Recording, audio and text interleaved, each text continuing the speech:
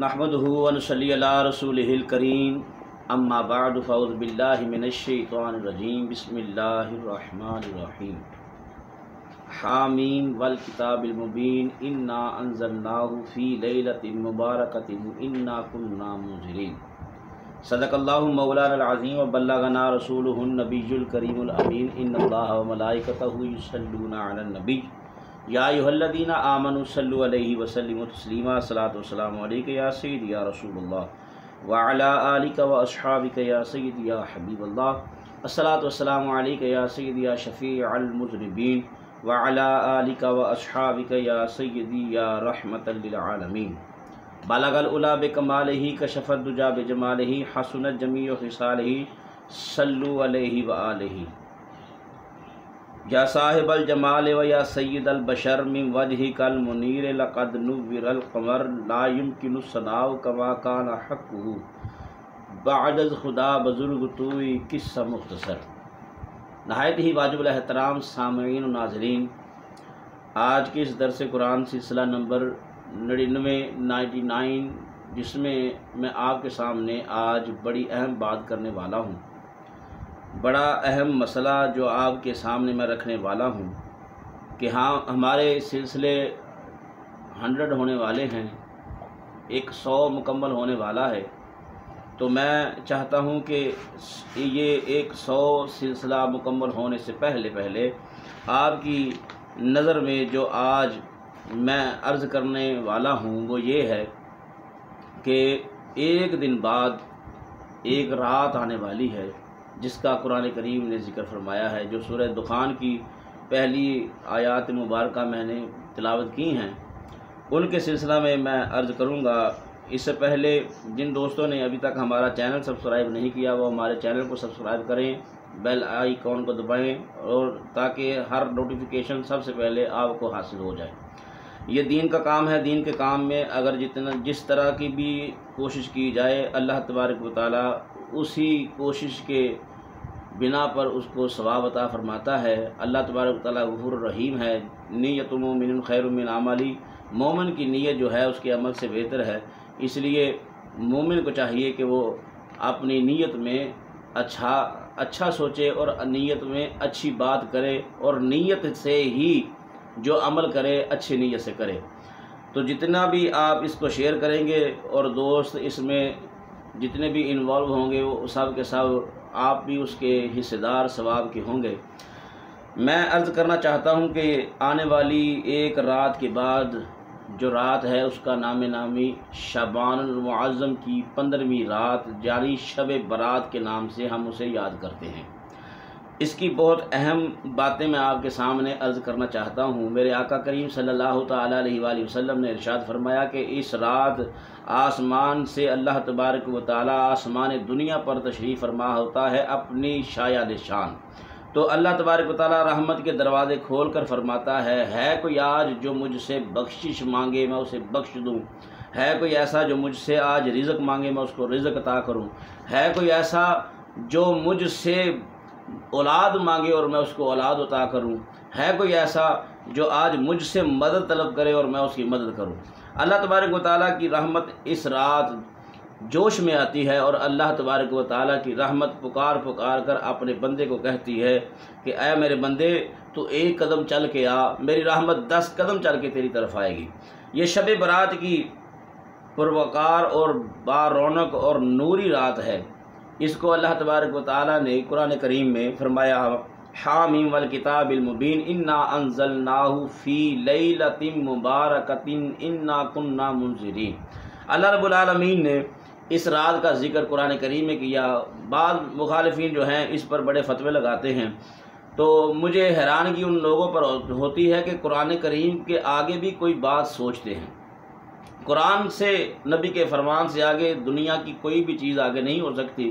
کسی کی بھی بات جو ہے وہ قابل قبول نہیں جب ہمارے پاس نص قطعی موجود ہو۔ تو جب نص قطعی پر کوئی بحث کرتا ہے تو اس کی بحث جو ہے وہ بے وقوفانہ لگتی ہے۔ اس لیے کہ اللہ کا قرآن ہے، نبی کا فرمان ہے۔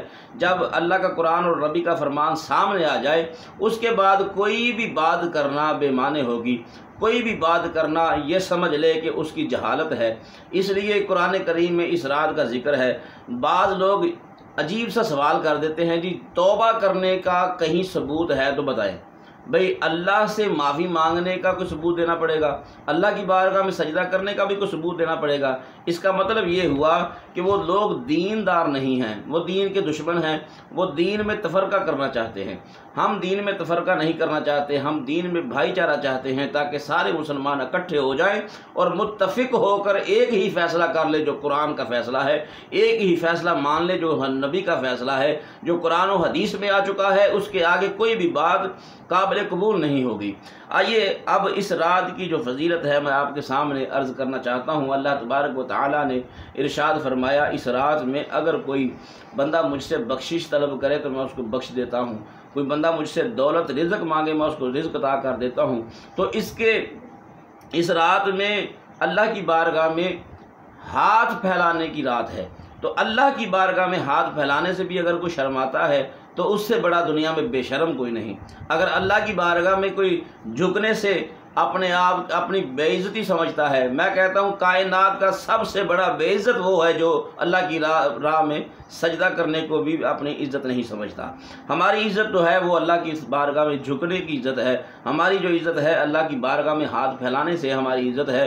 اس لیے دوستان محترم، اللہ کے پیارے حبیب علیہ الصلوۃ والسلام نے فرمایا، شعبان شہری و رمضان شہر اللہ، شعبان میرا مہینہ ہے اور رمضان اللہ کا مہینہ ہے۔ تو اللہ تبارک و تعالیٰ نے اپنے پیارے محبوب علیہ الصلوۃ والسلام پر جب قرآن نازل فرمایا تو یہ باتیں قرآن کریم میں اس رات کا ذکر آیا ہے، لیلۃ المبارکہ، اللہ تعالیٰ نے اسے مبارک رات کہا ہے۔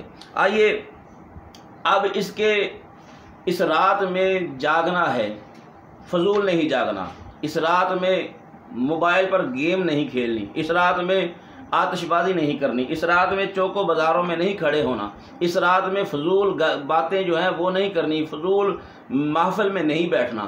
یہ رات ہے جاگنے کی، اور جاگنا کس طرح ہے؟ جتنی دیر تک جاگنا ہے اللہ کی بارگاہ میں سجدہ ریز رہنا ہے، جتنی دیر تک جاگنا ہے اس کا ذکر اذکار کرنا ہے، خواہ وہ نماز کی شکل میں ہو، خواہ وہ ذکر اذکار اپنی زبان سے ویسے بیٹھ کر باوضو ہو کر ہم ذکر کریں۔ وہ رات جو ہے آنے والی رات ذکر اذکار کی رات ہے، فضول بیٹھنے کی رات نہیں ہے، آتش بازی کی رات نہیں ہے۔ یہ آتش بازی کرنا ہمارے اسلام میں حرام ہے، بالکل حرام ہے، کیونکہ یہ فضول خرچی ہے، اور فضول خرچی میرے آقا علیہ الصلوۃ والسلام نے بڑی سختی سے منع فرمایا ہے۔ ماہ شعبان المعظم میں اللہ تبارک و تعالیٰ نے بڑی ہی برکتیں رکھی ہیں۔ ماہ شعبان بہت ہی برگزیدہ مہینہ ہے۔ ارشاد نبوی علیہ الصلوۃ والسلام ہے، میرے آقا کریم صلی اللہ علیہ وسلم فرماتے ہیں، رجب کی فضیلت باقی مہینوں پر مانند بزرگی قرآن ہے، سب کلاموں پر فضیلت شعبان مانند بزرگی کے ہے، سارے پیغمبروں اور رمضان کی بزرگی مانند خدا ہے ساری مخلوق پر۔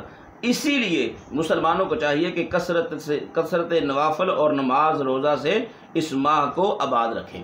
نبی کریم صلی اللہ علیہ وسلم سے پوچھا گیا، یا رسول اللہ آپ اس مہینے میں کثرت سے روزے کیوں رکھتے ہیں؟ فرمایا، اس مہینے میں اعمال اٹھائے جاتے ہیں، میں چاہتا ہوں جب میرے اعمال اٹھائے جائیں تو میں روزے کی حالت میں ہوں۔ یہ آقا علیہ الصلوۃ والسلام کو ان باتوں کی ضرورت نہیں ہے، لیکن سرکار نے یہ سارا عمل کر کے ہمیں سبق دیا ہے کہ ہم نے کیا کرنا ہے۔ فرمایا، اول شب ماہ شعبان المعظم، یہ جو رات آتی ہے جس دن چاند رات ہم کہتے ہیں، فرمایا یہ پہلی رات کی بھی بڑی فضیلت ہے، اس پہلی رات میں بھی 12 رکھتے ہیں، لیکن میں عرض کرنا چاہتا ہوں جو 15ویں رات کی شب ہے، اس شب میں اللہ کے پیارے حبیب علیہ الصلوۃ والسلام نے کیا ارشاد فرمایا ہے۔ دوستان محترم، آقا علیہ الصلوۃ والسلام نے ارشاد فرمایا کہ اول جمعہ اس کا، اول رات اس کی بڑی ہی افضل ہے۔ ان راتوں میں، ان فضیلت والی راتوں میں جتنا ذکر اذکار کیا جائے کم ہے۔ اس لیے دوستان محترم، آج کے اس ہمارے سلسلہ میں صرف اور صرف شعبان المعظم کی باتیں ہوں گی۔ شعبان المعظم کے حوالے سے حضور اکرم صلی اللہ علیہ وآلہ وسلم نے شعبان کی 15ویں شب کی عبادت کو بہت ہی افضل کہا ہے۔ اس شب مبارک کو باری تعالیٰ اپنی رحمت خاص کے بے شمار دروازے کھول دیتا ہے۔ یہ آقا علیہ السلام کا فرمان ہے، اور فرماتے ہیں، اللہ فرماتا ہے کہ کون ہے جو آج کی شب مجھ سے بخشش طلب کرے اور میں اس کو عذاب سے میں معاف کر دوں، عذاب سے اس کا چھٹکارا ہو جائے، میں اسے بخش دوں۔ اللہ تبارک و تعالیٰ اس کی رحمت جو ہے وہ جوش پر ہے اور آسمان دنیا پر آ کر اپنے بندے کو پکار پکار کر کہہ رہی ہے۔